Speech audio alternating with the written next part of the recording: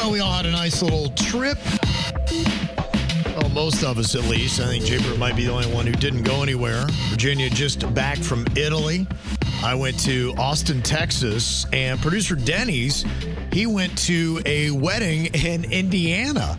And it's kind of amazing because we were talking about the trip, and he was taking baby Lachlan with him, and he was talking about just how some of the tips that people gave him for traveling were very valuable about, how do you keep a toddler basically occupied with doing stuff. But the one report that I loved of everything that Denny's had said, and by the way, too, the temperature in the Midwest, it's crazy what's going on there. He was saying Indiana was 102 degrees. What? And they got massive amounts of humidity. Yeah, the Midwest has become unlivable. Even 26 years ago, that was the last place I lived was Kansas City in the Midwest. And freezing winters and insanely hot summers that are like what we have. Wow. I remember when I was there, we had maybe that last year I was in Kansas City, we maybe had 2 weeks of pleasant weather. Where you'd be like, oh my gosh, it feels so great outside. Wow. It's just nuts. South Florida is not even the hottest place on the map. The humidity is real. I mean, I was in Austin and it hit 100 degrees at 5 p.m. one day, but it was a little bit of a different heat. Drier. Well, and you notice how the sun here feels like it's burning your skin? Yes. It doesn't do that in Austin. And boy, when I got out of the airport in Lauderdale, I was like, oh, that humidity, it hits you right away. It does. It cooks you, and it makes all the curls in your hair look terrible. Well, the one thing I love that Denny's was talking about with his trip and what stood out was a restaurant called Bob Evans. And I know because in my hometown of Logan, Ohio, my dad, when we were there in November, we always have to go to Bob Evans. This is the place to go. This is hearty Midwest farm food. Ugh.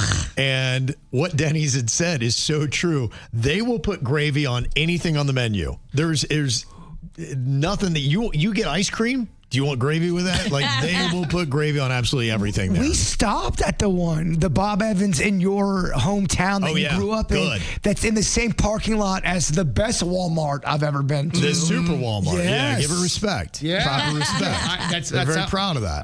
That's the hottest spot in Logan. If you go, you got the combo of Super Walmart and Bob Evans. Wow. There's no place hotter. That's the hottest corner in town. Die happy. They do. The Logan Walmart, guess what? Everyone has the key to every single station for cologne. Keith is there. Keith is there. He's not on his break. Well, first of all, they don't lock anything up. They don't lock anything. Nothing's locked up. Nothing's locked, Cars, houses, nothing. It is a thief's paradise. I really couldn't believe it. I thought Kevin got with Logan to play a joke on me because when you walk into their Walmart, there was a whole entire Bigfoot shirt section. That would have been quite an expensive joke for Kevin to mastermind. I'm going, oh my gosh, this is amazing. He had to set up a whole display, and he had to buy all the inventory. Yeah. I can buy cologne, not have to get a key, and a Bigfoot shirt. It's pretty cool. So what kind of hearty meal did you get, and what did you see people eating at the Bob Evans? So not only can you add gravy to anything, you can also add potatoes to anything. Oh, yeah. And the lady, they let you know, they go, you can add potatoes and gravy to anything.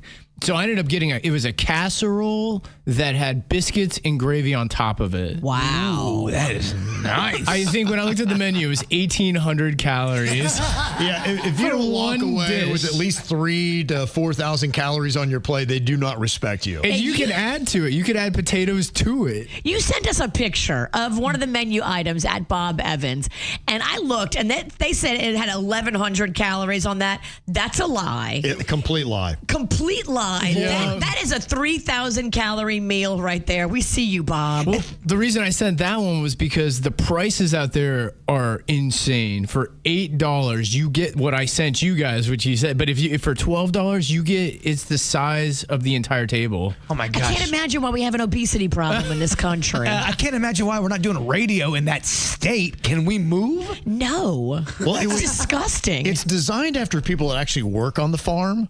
But unless you work on a farm, don't eat that food.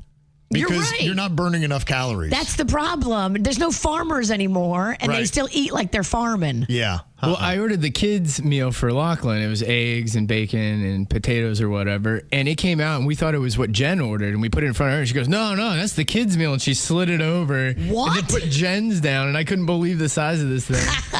Have you ever seen The Millionaire's Bacon? that you can order in many places here. Yes. It's kind of like a caramelized bacon that's peppered and candied. So I saw that when I went to Bob Evans. I'm like, do you guys have anything like that? Like, oh, that's no problem, Sugar Plum. We got you. And so I came back with a plate of bacon, and they had piled just so much syrup on it. It looked like a soup.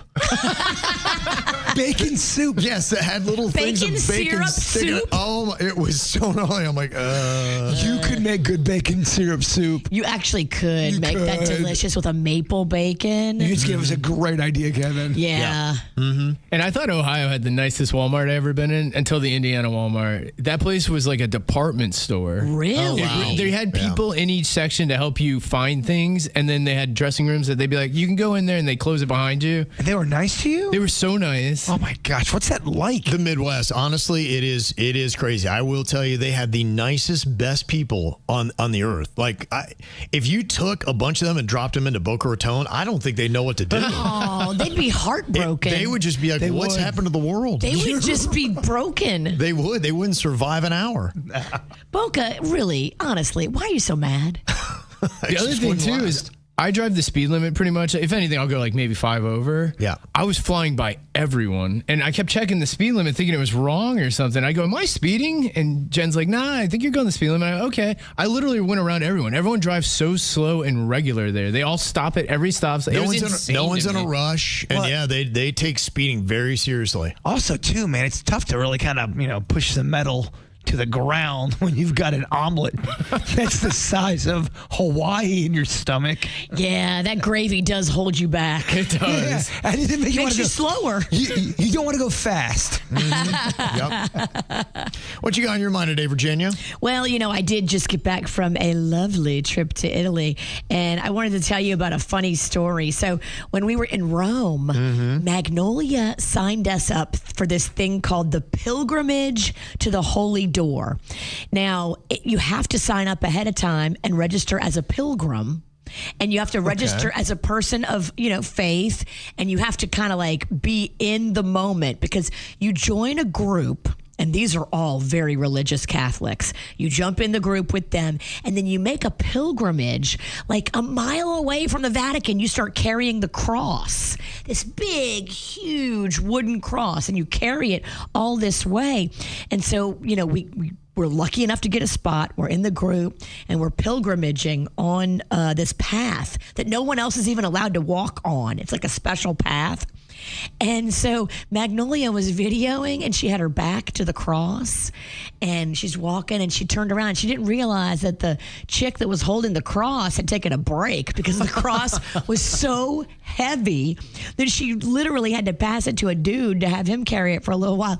Magnolia ran into the cross and headbutted it so loud. And you heard like all these Italian people that are like pilgrims. Oh, man. People of faith. She headbutted a crucifix? She headbutted it and ran into it, and you hear everybody go, ooh. And it's on video. I got to have Mag send me the video of her running into the cross and headbutting it because she wasn't paying attention. The cross had stopped, and Mag's didn't. Well, let's pray for her healing. Those things don't give. Yeah, no, they don't. But if you're going to Rome and you are, a person that wants to go and see the Vatican, let me highly recommend. It's a part of the Jubilee celebration. It's doors that are only open every 25 years. So you have to sign up ahead to do the pilgrimage to the Holy Door. Do it. Be a part of the group. It was headbutt it. Don't headbutt the cross like Magnolia did, because you get special access once you're in St. Peter's Basilica, which is the main part of Vatican City. It's where, like, when you see the Pope come out on the little balcony and do mass, it's from St. Peter's Basilica. So normally you can't go in these areas in the Basilica. You can only go in the main little lobby. Okay. But because the outgoing Pope opened the doors for the Jubilee year, you can now go in all these other little areas where you've never been allowed before. And if you do the pilgrimage, you get to go to the special area where St. Peter's tomb is. Wow. And you get to actually, like, I was from me to you from St. Peter's tomb. Wow. That's And impressive. That's legit. That's like the most legit thing. Definitely. Aside from meeting the Pope, which he was on vacation. We didn't get to meet him. He was out of town. I think we got the next best thing right there with St. Peter. That's kind of cool. That is neat. If anybody's going to Rome and you need advice how to do it, just send me an email, mail@kvjshow.com. I'll walk you through how to get this special access. It's so worth it. Okay. It's also a PSA, not, just be careful. Watch your head. Yeah, maybe don't have your back to the cross and keep walking and not realize that the cross has stopped and you haven't. And now you headbutted it with your whole forehead. I'm only laughing because that is something I would totally do. Me too. Totally. I was just so happy that it wasn't me this time. Mm-hmm. It was the trip of a lifetime. So, Uncle Jerry Soma, that runs the Italian festival here in Abacoa. His family is from this island called Ventadine. And it's off the coast of Italy, kind of close to like Rome. Okay. But you have to take like a boat out there, and the island only has 600 people that live on it. Wow. Then it is a big influx of tourists from Italy that come over during the summer. They love it, but there's no Americans. Like, we were only one of 2 American families that were over there. And, we brought a few people and they brought a few people. That's the only English-speaking people that were on the island. Everybody else, their native language is Italian. And it was really kind of fun to be immersed in that and try to have to figure it out. And it felt like I was in a postcard. This island was gorgeous. Let me ask you this. We snorkeled so much. We saw so much stuff that you can't even see in Florida. Would you be able now to, if you had to ask somebody, hey, where's the best pizza around here? Could you say that and in Italian? And Yeah, it's pizza. Just go, Pizza? And then they point you in the right direction. So you just put a weird Italian inflection on it. It's all of a sudden Italian. Pizza. We had so much pizza, and we had some beautiful pizza on the island. It was just overwhelming. How does it compare to the American pizza? That's a big question. And was it the Americanized version of the Italian pizza, or was it the truly original, authentic pizza? So it was pretty authentic, and I can only compare it to what I've had here. And I don't eat pizza here because my tummy just doesn't like it. But I ate it over there. I didn't have any tummy problems at all. Heard that. We walked and just ate and walked. And I didn't gain a single pound, first of all. And I ate my face off. I would order like 3 dishes for every meal. I wanted to try everything. Right. I ate pasta. I don't normally eat pasta. I ate all kinds of salads and stuff. Now, I do normally eat that. I fell in love with arugula. I was getting that on everything. It just tastes different over there. It tastes soapy here. For some reason, it tastes like soap to me. But over there, I love the taste of arugula. How is the pasta compared to what we have here? Oh, so good. Yeah. It didn't upset my tummy. Magnolia, my daughter, who is gluten-free in the States, ate so much pasta over there. Wow. Didn't have a single episode. What a statement. No issues. are you in the mood for breakfast today? Because, I don't know, this is ginning me up a little bit. I'm only in the mood for Italian breakfast. American breakfast just doesn't excite me. I can get you pizza bagels. That sounds gross. A lot of people were hitting me up on social media asking me if I was going to bring you back a pizza from Italy. And I had plans to bring you back a pizza from Italy. And then I was told I can't because it can spoil, and you can't bring spoilable food through customs. Yeah. You can't bring cheese. You can't bring meat. You can't bring stuff that can get stinky. And here's what happens. So, I put a bunch of stuff in my bag, and I was going to hide the pizza in my bag. And I was like, they're not going to know. They have a dog that goes around the airport. A pizza dog? A dog that is a sniffing food dog. I think Jaber could do that job. Easily. We put him on a leash and I've been telling you, I've been on a tail for so long. He's sniffing for things that can rot. Yeah. So your cheeses, your meats, stuff like that is what he's sniffing for.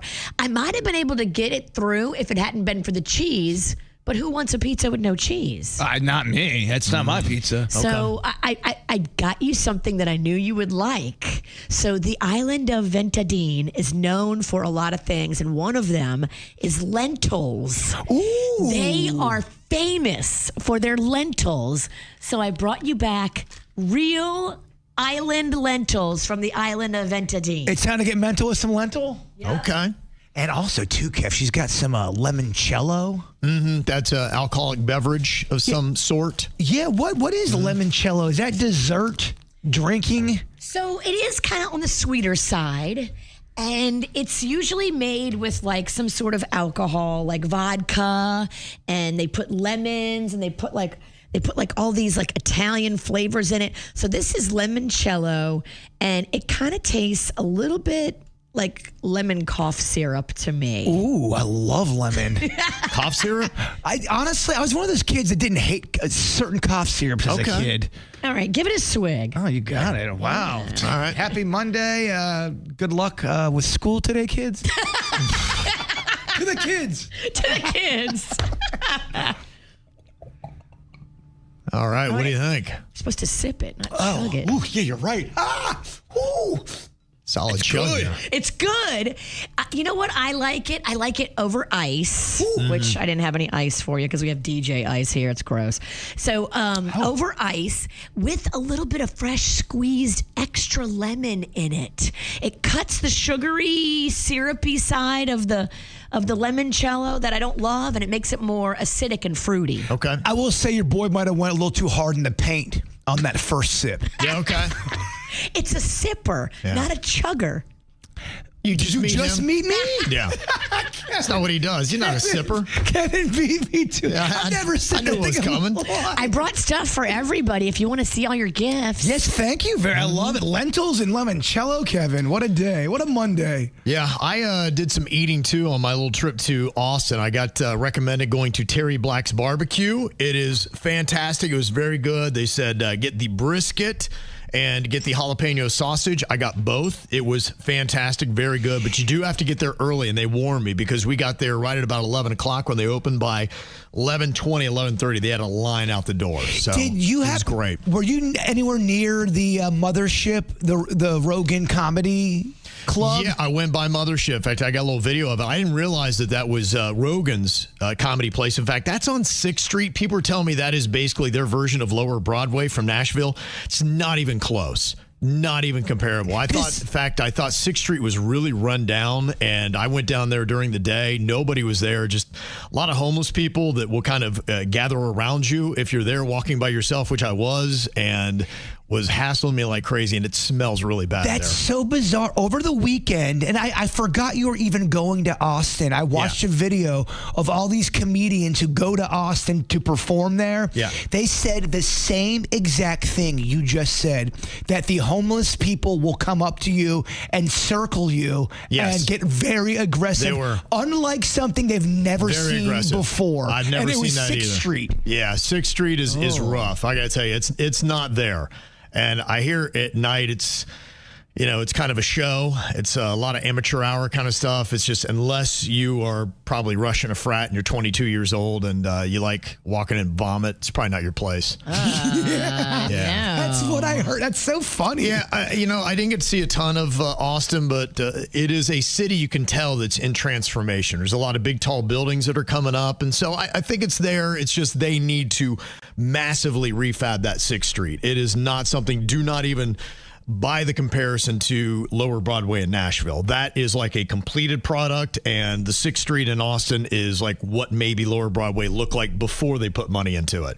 So it's interesting. Not a great area. Yeah, I learned so much about that over the weekend, not even realizing that's where you were at. Yes, that was it. Yeah. So it was all good. Okay, Virginia, you got some show and tell stuff? I do. I have some more gifts. So for you, Kevin, I have more limoncello. I also have peachcello. It's peach liqueur. Okay. You can have one too. I'm excited. She got all excited. And raspberry liqueur as well. Is that a drink you would drink? Or is that too Not really creamy? my style, no. Yeah. I mean, I'd try it just for the experience, but I know you're new to coffee. Yeah. So I brought you back some coffee flavored Italian chocolate. oh, nice. So good. That sounds amazing. Thank it's you. rich and delicious.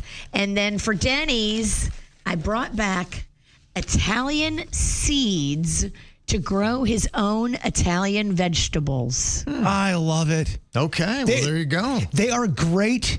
They've him and his wife Jen really have become mini farmers, and I love they it. know how to plant things. You know what? In Farmer our Denny's. country, the farming is so messed up in this country with all the chemicals we put on our crops.